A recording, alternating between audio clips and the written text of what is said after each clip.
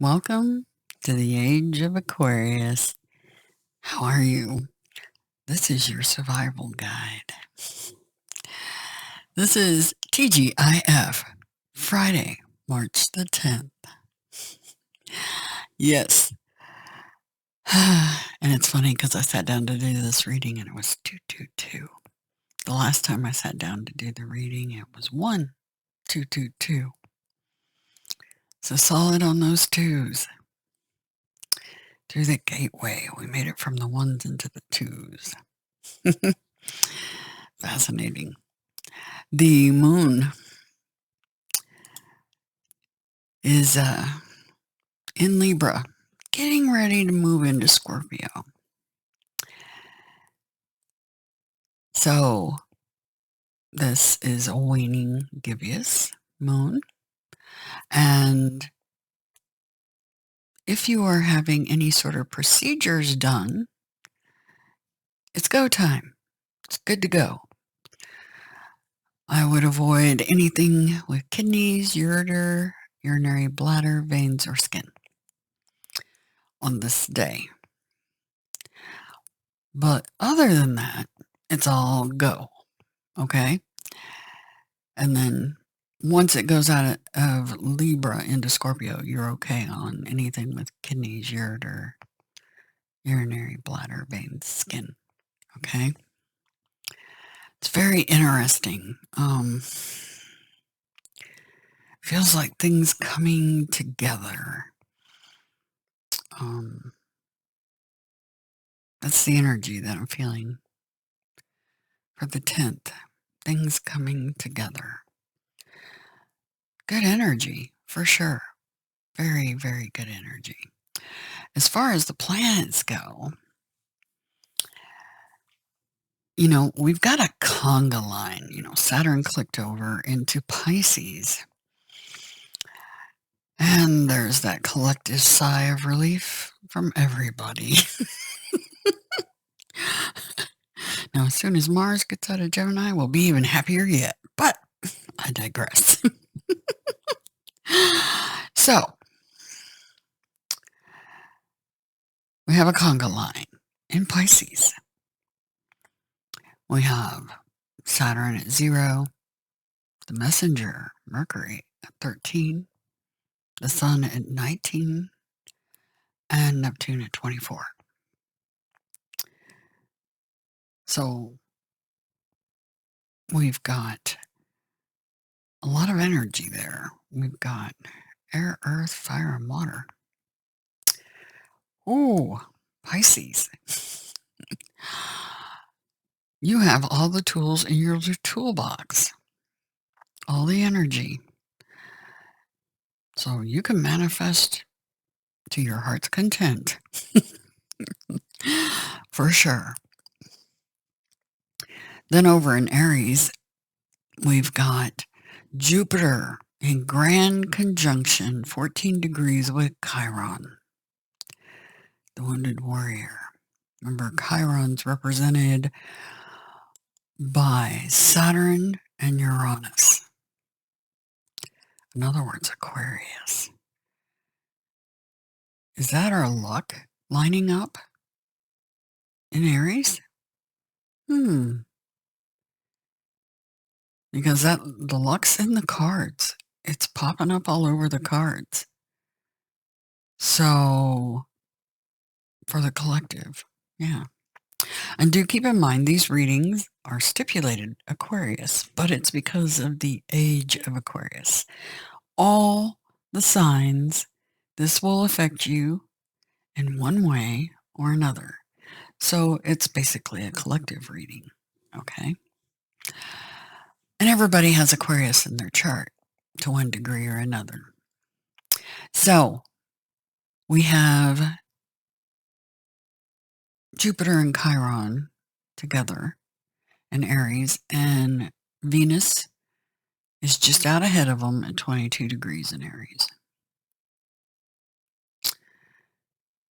So an interesting lineup going on here through Pisces and Aries. Water and fire. which has been a theme for a while now. Water and fire. Very much. Okay. So let's see. Did I cover everything? Besides the fact that it's TGIF. Thank God it's Friday, right? All right. Starting with an oracle, then a tarot, and then they wanted me to end with the oracle. It was interesting because I'm like, is this supposed to be part of the reading? And I didn't, I was unsure. So I put it back, and then I got out this card. And then I was told to get this card out and put it on the other side. We'll see why when we get into the reading, won't we? So let's take a look at what's going on here. So we have the Golden Palace. Breaks down to a 5. The Golden Palace. There is always enough. The Golden Palace card represents good fortune, ambitions fulfilled, wealth, and prosperity. It may also indicate emotional fulfillment, as perhaps you're entering a time of happiness that's long overdue. I so agree with that, don't you? Happiness has been long overdue. The message here is that self-worth isn't measured by what you have, no matter how abundant your life is. Yeah, just look at the people that have a bunch of money. Just think about that. But they don't feel like they can trust anybody around them because of it. Food for thought. What's true abundance? That would be super lonely. Are you willing to trade money for complete aloneness?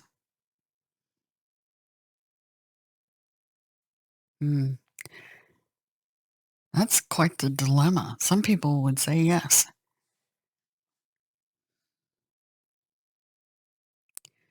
Possibly because they spent so much time unhappy with those around them, when all they had to do was change.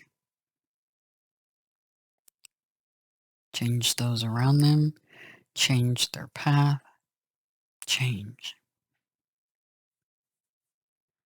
I think about that. It'd be really lonely in that palace with nobody else to share it with, right? Okay. Instead, it comes from what you are, how authentically you're living your life, and how much love you're willing to share. There you go. Now that's the ticket. That's the jackpot. That's the real luck. Granted, receiving this card does indicate material gain and a furthering of tangible rewards. But things come and go, and knowing your true value leads to even greater riches now. Share the wealth. Spiritual wealth, knowledge. To me, that's real wealth.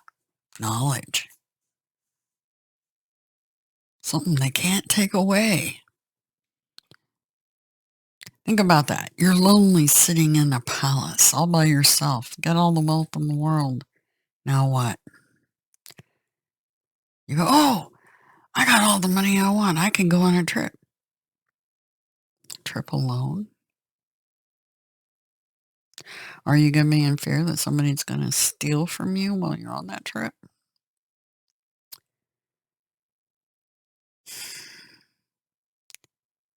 Sounds like a really lonely place at the top. All the glitters isn't gold. Remember that.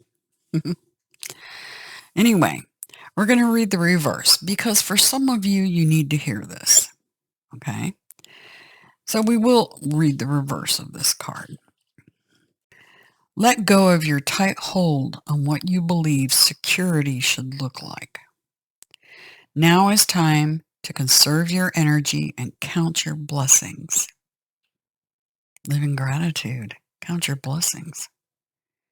Resist the pull to become miserly. Yeah. You start trying to hang on to things too tightly. There's got to be a balance. Okay. You start trying to save too hard and be too, oh, I might need that for a rainy day. That can hurt your receiving, right? There will be enough money, love, youth, food, and shelter to go around. A mindset of fear and lack will shut off the flow of true abundance. Trust in the tides because the flow always returns from the ebb. Chop wood, carry water, as the Chinese proverb says.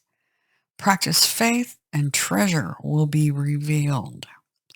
In fact, you'll find it in plain sight. So a treasure being revealed, and it's right in plain sight. It's right in front of you. What is that treasure? Well, to me, knowledge and truth, love and gratitude, those are big words, and I try to live by them. Yes, indeed. All right, let's get on with this Eight of Swords. Fascinating card. We have Gabriel featured up in the center, aka Zeus, Enlil, Yahweh, whatever you want to call him. He's got 1,000 names. I know him as Gabriel. Eight of Swords. Jupiter in Gemini is the astrological. This is mutable air. And it's about will, body. Your will and your body, intuition. And restricted clarity. Okay. When the Eight of Swords slashes into your life, you begin to experience indecision and restricted thinking that block your energy to progress forward. The experience can bring lack of direction, conflicting thoughts, and the repeating mental tape with no plan or solution in sight. Confusion, coupled with the absence of self-confidence, creates a feeling of vulnerability and fear. The Eight of Swords indicates a mental state that has immobilized you. The key to the Eight of Swords is to take the needed time to review what put you in your present situation with counseling, meditation, or spiritual practices so you can regain mental balance. The gift of this card is seeing life in a broader spectrum of understanding and clarity. The Eight of Swords epitomizes the overworked, tired mind that is fearful of making the wrong choice, leaving you powerless and in a mental state of oppression. The experience of feeling lost, alone, helpless, and at a standstill with no solution and no one to help can be overwhelming. Something has put your thoughts at a crossroads, incapable of choosing a path. Your mind is only focused on the blocks, obstacles, and lack of clarity. You feel trapped and boxed in a situation with no way out. The ability to trust yourself and embrace your intuition is buried in mental chaos. The path of the Eight of Swords leads you to a place where there is a need to quiet your mind. Okay, so our reading before was taking it all in, slowing down and savoring everything, taking in everything around you, right? And this is reminding you to do that. Rather, it is time to regroup and reconnect with your inner power and spiritual intellect. The mind and the heart need to regain balance. Prayer, meditation, and taking time to walk in nature will begin to ease the monkey mind. Obstacles, fears, blocks, and discord are lessons that we all experience on our path. Recognize what is holding you back. Your goal is to abandon your conflict and create a balance with the ego and the heart, merging with divine intellect. It's like what I try to teach. We're not trying to kill your ego. That's what helps you survive on the holodeck on planet Earth. It's balancing it. Okay? On your path to self-discovery, see, if you get rid of your ego altogether, it leaves you defenseless. Food for thought. So anybody teaching you to totally let your ego go, that is a very bad idea because it'll leave you defenseless. On your path to self-discovery, the Eight of Swords will present you with test after test to awaken your true self, empowering you to surpass life's constant interferences and blocks.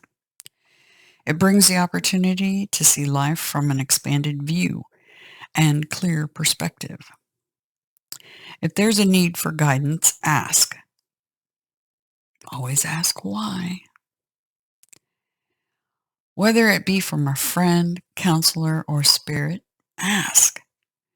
Sometimes the answer is so simple. In the Eight of Swords image, an eagle flies over the medicine wheel.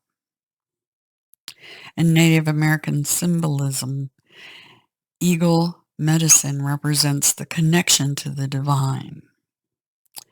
Eagle is able to experience and live in the realms of spirit and earth in balance. He can soar to the heights of spirit, observing and viewing the tapestry of life. The medicine wheel is a symbol of life and its cycles. At the hub of the wheel is the heart. The heart is the bridge between spirit and the physical. The four colors of the wheel signify lessons to be learned, insight to be gained, and skills to be mastered. The four blue roads of the medicine wheel leading to the heart represent the four directions, four seasons, and four suits of the tarot. The blue roads are blocked by the red-handled swords. The red-handled swords symbolize the blocks and restrictions in life that bring confusion, stifling you from following your true path. The blue-handled swords pointing at the center of the heart symbolize the connection of spirit and heart in balance, opening your intuition, unblocking the pathways to the heart and spirit. The red-handled swords need to be shifted and placed on the blue road, pointing to the center of the hub, thus bringing the intellect into balance with the heart and spirit. The golden stars represent opportunities and gifts offered by your chosen path when you have achieved the connection to the divine intellect. Also, the Eight of Swords means pay attention to your dreams.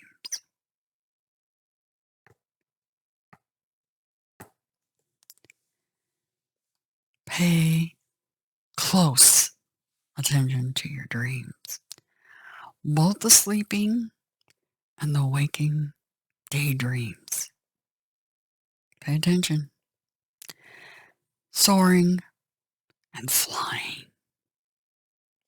Can't make that up. And they're colliding. See how they're facing each other? 20. So yes, this card is part of the reading. Look how it's flying over that maze of confusion. Soaring. You have the power to see things from a higher perspective. If you were a bird flying high in the air, like this bird, what would you see? When you soar above life's challenges and opportunities, a new perspective becomes available. Today, you have invisible wings that allow you to swiftly bring your circumstances into alignment, aligning those swords with your highest purpose.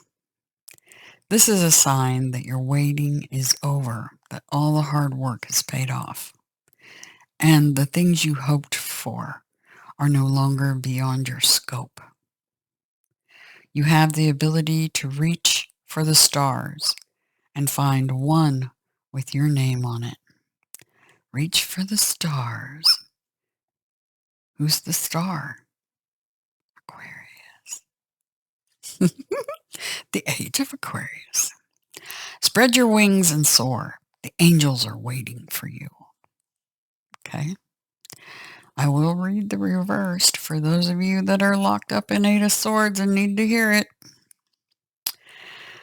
When you see the flying card reversed, it's a gentle reminder that there are times to take flight and times to remain grounded. And for now, you must avoid overreaching. There is still work to be done before you earn your wings. So that's that whole teaching and learning that we had in the prior reading. Be patient. What you seek will not be out of reach forever. Remember the story of Icarus in Greek mythology, whose wax-made wings and overconfidence brought him too close to the sun? He perished because he didn't realize his limitations. Humility is a great power, and now you must exercise it. Doing too much, too fast, too soon only serves to prevent a beautiful flight later on. Now keep that in mind, because the prior reading was that Knight of Pentacles and the girl soaking it all in. Live in the here and now. Soak it all in. Don't do too much too fast, because you'll miss amazing things that are right under your nose, right in front of you. Amazing things right in front of you. Because the answers are right in front of you, and they're inside you too. Anyway, wow, TGIF. Sounds like a fantastic bang-up end of the week. Anyway, infinite love and gratitude. Thank you for the likes, subs, and shares. Your comments have been amazing and drive me forward. I really do enjoy doing this and helping you all out. And I hope this helps you on your day ahead. This is basically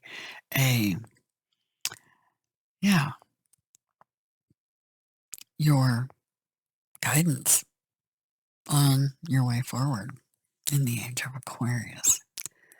Allow me to be your guide. Anyway, have a grand TGIF.